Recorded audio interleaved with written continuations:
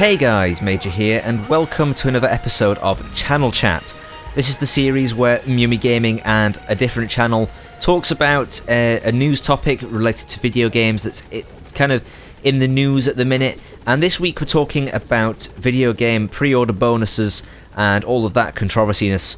So I'm going to let MMYUMMY take it away. You can find him linked in the channel description down below, as well as his version of this video. I'm going to catch you in the next one. Hope you enjoy it. Alright, so let's start talking about the pre-order bonuses now. For the most part, I think the general populace of the gaming community views pre-order bonuses as a negative thing. I mean, it's pretty easy to defend gamers against pre-order bonuses. How do you feel about them? I'm kind of on the edge, honestly. I guess the way I look at it is you can split pre-order bonuses into sort of two categories. You've got the pre-order bonuses that if you don't pre-order this game, you can't get this content anywhere else unless you pre-order the game. And then you've got the pre-order bonuses where you get content that you can get elsewhere, but you get it like for free. So an example would be if you pre-ordered Battlefield Hardline Deluxe Edition, you got the free battle packs where you got the free extra guns. If you didn't pre-order that, there was no way to actually get them guns.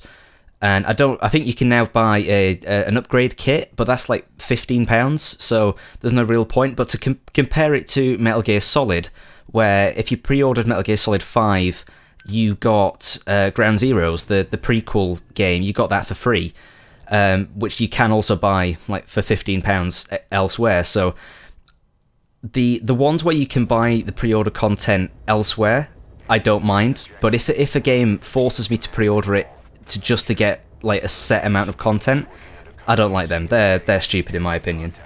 Yeah, there's definitely is a division between good and bad, but I think there's like way more of the bad kinds of pre-order bonuses than the good ones, because usually the good ones are like the Metal Gear Solid 5 one, giving you Ground Zeroes for free if you weren't one of those idiots that paid $30 for the game. Yeah. And then or the ones that give you like cosmetic editions, like skins and stuff in the game that don't really matter, and just like extra stuff like those legendary editions or whatever that give you, like Rome 2 had a freaking catapult, that mini catapult that you got with your game, and Battlefront has the mini fridge.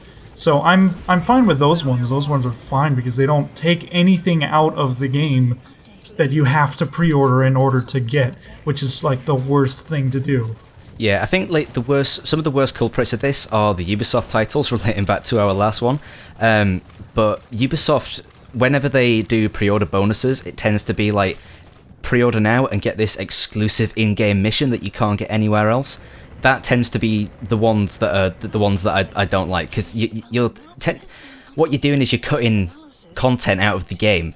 Like people who don't pre-order it don't get that content, so it kind of splits the community again in two. So people who have that content are the ones who pre-ordered it, but then the vast majority of people who don't pre-order it don't get that content. Yeah, it's definitely the most obvious instance of taking stuff out of the game is Day 1 DLC. I think like basically every AAA title in the last couple of years has at least started to employ this tactic, and it's really sleazy, taking shit out of the game and then trying to make us buy it before the game is revealed to be utterly broken, just to give them money or at an increased price to get that stuff. That's just the real problem with DLC. I mean, honestly, I think pre-orders are anti-consumer in general. I watched a video of Total Biscuit describing the Deus Ex controversy, and I really agreed with a lot of what he said. It persuades the consumer to purchase before reviews are released. So, I mean, you have no idea how the game is actually going to be. You just have that really fluffed up gameplay reveals that are always way better than what the game actually looks like. Yeah, I mean, like, I don't necessarily think that pre-orders are a bad thing necessarily. I mean, yes, they push people to buy stuff even though they haven't seen any of the game. But I mean, I myself have pre-ordered like a couple of games this year. Well, I say a couple, it's probably way too many, but the only games I've pre-ordered are the ones that I'm confident enough to put my money in before I've seen the full game. So I'm talking Fallout 4, Call of Duty, because Call of Duty, it has a track record for being, all right. Fallout 4, because it's Bethesda, they have a track record of making decent games. So I guess it kind of depends on the consumer. If the consumer's confident enough with putting their own money into a game that they haven't seen yet, I guess that's okay. But it's generally, I kind of look down upon developers for encouraging us to pre-order games rather than us letting us make the decision as to whether we want to pre-order them or not. Yeah, I'd say if you have any doubts in your mind at all that you're not going to enjoy the experience, do not pre-order. And definitely the community is a lot more skeptical after we went through late 2013, 2014, and early 2015 in the massive shitstorm of broken games that came through those years. Like, I pre-ordered Total War Rome 2 and Watch Dogs, and both were completely broken and unoptimized at launch. They were almost unplayable, and Total War Rome 2's was utter false advertising, like to the point where they should have been sued for it, from that gameplay reveal in late 2012 that blew our minds, and then the game came out and it was utter shit. And that was pre-orders that just ruined that experience for me, because Rome 2 had the Greek cities pack where there were like 3 extra factions that you'd get. And I mean, you could get a mod that would get you the factions anyway. So if you didn't pre-order, you have to pay money for them. But yeah, it just is not pleasurable at all. Yeah, I mean, like, if we look at Deus Ex, like the Mankind Divided, whatever it's called,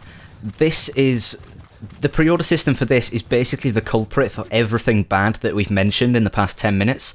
It's got the content that's cut out that you can't buy anywhere else unless you pre-order it. It actively encourages people to pre-order it because as more people pre-order it, you get more stuff. And it's generally just a shitty way for making people trying to pre-order it. It's just it's a shitty system, and I think the internet's responded in the right way towards this, to be honest. Yeah, watching that, I just went to that video of the Deus Ex reveal for the pre-order bonuses just to see what I heard the like-dislike bar was pretty hilarious, and that was like the funniest like-dislike bar I've ever seen. I mean, that was the most extreme dislike bar that I've ever seen on a gaming video, because that was just intense, like tens of thousands of people voting it down because of how stupid that style of pre-order bonus was. Yeah, I think what we can take away from this is that a lot of developers should learn from this. I mean, I think we've already seen some developers sort of change the way that their pre-order system works. I think CD Projekt Red, who do The Witcher 3, are probably the best examples of this. Like, they don't do pre-order bonuses at all, and I think that they've made their sort of stamp or their mark really, really clear on this, is that they understand what the consumer wants. They understand that they shouldn't really be putting the money into stuff that they don't like trust yet, they don't see the full picture of yet. So they give DLC for free, they don't make people pre-order stuff, they don't have any of this bullshit stuff, and they only charge for the stuff that actually like should be charged for, the meat and potatoes of the game. That's the only stuff that they charge for. And I think there's Warner Brothers who have done Mad Max in the past like couple of months. I think that they had pre-order bonuses with like some cosmetic stuff, but I didn't pre-order that, and now I've just got it for free. So I'm not sure, totally sure, so don't quote me on that. But I think other developers are starting to come around to this mindset of that they shouldn't really be pushing us to pre-order stuff. Yeah, I think in the end, The Witcher 3 would end up making more money doing this way than with shitty pre-order bonuses, because people definitely respect better business practices. So I think like companies definitely need to learn that. I mean, people will buy your game more if you treat them not like morons. So if you get rid of the stupid day one DLC and shit and releasing your games in such a poor state, then people will spend more money on your games. People will be willing to buy microtransaction stuff in your game if it's working.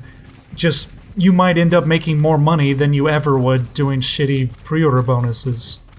Yeah, I mean, like, again, I think CD Projekt Red is the perfect example of that. If you compare CD Projekt Red to Ubisoft, who do all this pre-order stuff, all of that, and then you compare it to CD Projekt Red, who they make it very clear that they're not part of this pre-order system bullshit, and the game works at launch, and they do all this stuff to please the consumer, that in the future, if they release a game, like maybe another Witcher game, for example, people are a lot more likely to put the trust in that developer than what they are Ubisoft, who have a track record of releasing broken games and pre-order bonuses and all of that. Yeah, I mean, they really need to be careful with Assassin's Creed Syndicate, because if that game is broken on release, that could kill the franchise, which I really wouldn't like. I mean, Assassin's Creed Unity ended up being a pretty good game after it's been fixed for months. It's a pretty decent title in the franchise.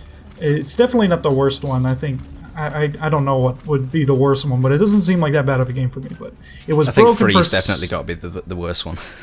I didn't think 3 was that bad. I didn't think it was that bad. It was really long, but I don't think it was that bad. It had some interesting concepts, just not executed very well, I think.